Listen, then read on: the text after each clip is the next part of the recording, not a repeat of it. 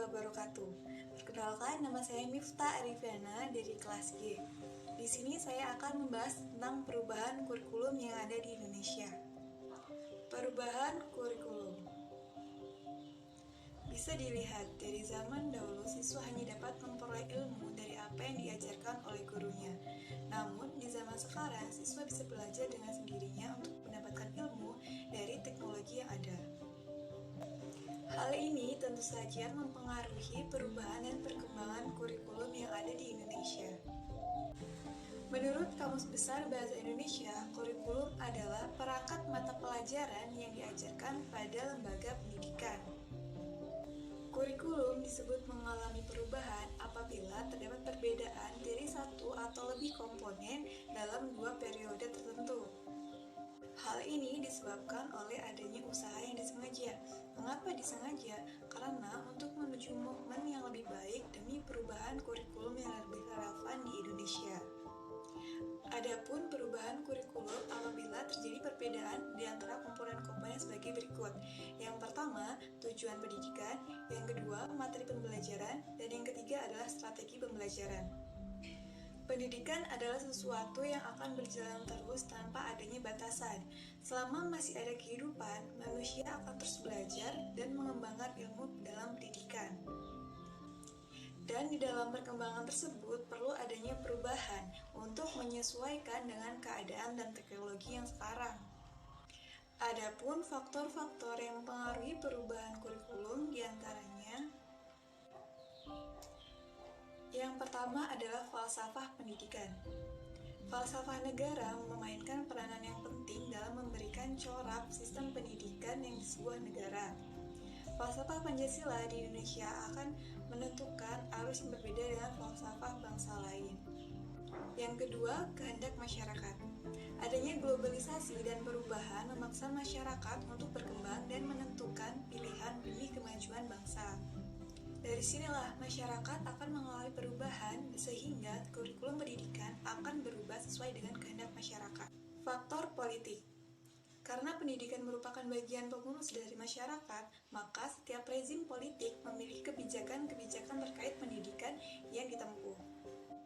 Faktor pembangunan negara dan perkembangan dunia.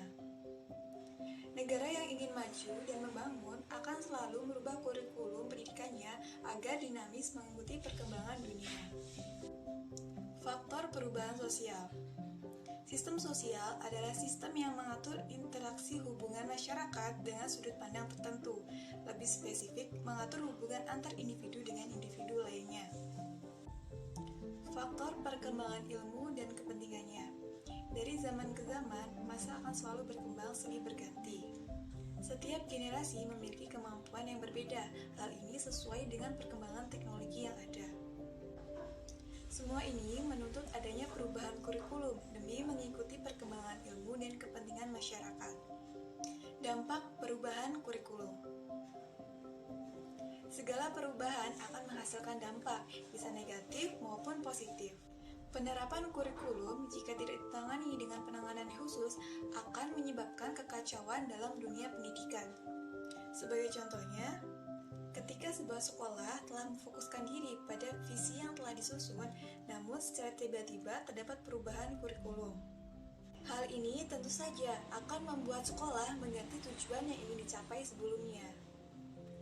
Mungkin pemerintah merasa bahwa perubahan kurikulum dapat memberi perubahan yang lebih baik pada mutu pendidikan. Namun, ada yang sebagian menyatakan bahwa tidak demikian. Sejarah perubahan kurikulum di Indonesia. Perjalanan kurikulum pendidikan nasional telah dimulai sejak tahun 1945 sampai tahun 2013 yang lalu. Semua perubahan kurikulum dari tahun ke tahun dirancang berdasarkan landasan yang sama, yaitu Pancasila dan Undang-Undang Dasar 1945. Perbedaannya pada penekanan pokok dari tujuan pendidikan serta pendekatan dalam merealisasikannya. Berikut perubahan kurikulum nasional di Indonesia dari tahun ke tahun. 1947. Kurikulum di sini bersifat politis, masih menerapkan kurikulum pada masa kolonial Belanda. Lebih mengutamakan pendidikan watak dan pendidikan karakter. 1952. Kurikulum ini diberi nama Rencana Pendidikan Terurai. Sudah mengarah pada suatu sistem pendidikan nasional. Fokusnya pada pengembangan daya cipta, rasa, karsa, karya, dan moral, atau sering disebut dengan Pancawardhana. 1964.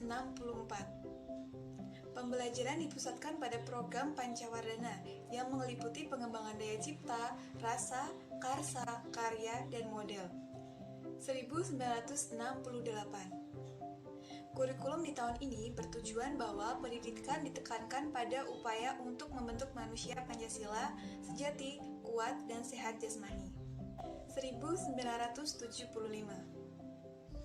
Pada tahun ini, kurikulum menekankan pada tujuan agar pendidikan lebih efisien dan efektif. Hal ini dilatar belakangi oleh pengaruh konsep di bidang manajemen, yaitu MBO, Management by Objective, yang terkenal saat itu. 1984, atau sering disebut dengan kurikulum CBSA, cara belajar siswa aktif. 1994, mengubah dari sistem semester menjadi sistem caturwulan.